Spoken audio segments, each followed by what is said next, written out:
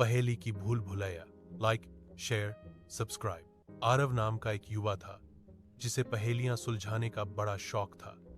एक दिन उसे अपने दादाजी के पुराने संदूक में एक पर्ची मिली जिस पर लिखा था, जिसे खोलो वही तुम्हें राह दिखाएगा। साथ में एक अजीब सी चाबी भी थी। उत्सुक होकर आरव उस पुराने हवेली पहुंचा जहां दादाजी कभी रहा करते थे।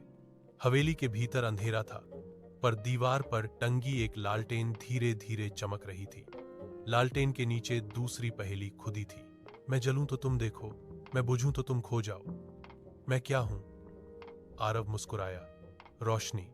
जैसे ही उसने यह शब्द कहा, लालटेन तेज चमकने लगी और फर्श का एक हिस्सा खिसक गया।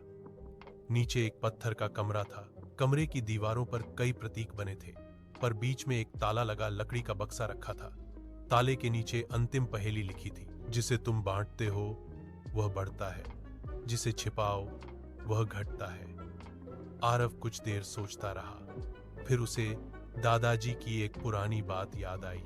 ज्ञान बांटो तो बढ़ता है, उसने जोर से कहा। ज्ञान। अचानक ताला खुल गया। बक्से के भीतर दादाजी की डायरी थी जिसमें लिखा था, सच्चा खजाना सोना चांदी नहीं बल्कि सोचने का हुनर है। तुमने मेरी अंतिम परीक्षा पास कर ली। याद रखना, पहेली का जवाब पाने से ज्यादा महत्वपूर्ण है उस तक पहुंचने की जिज्ञासा।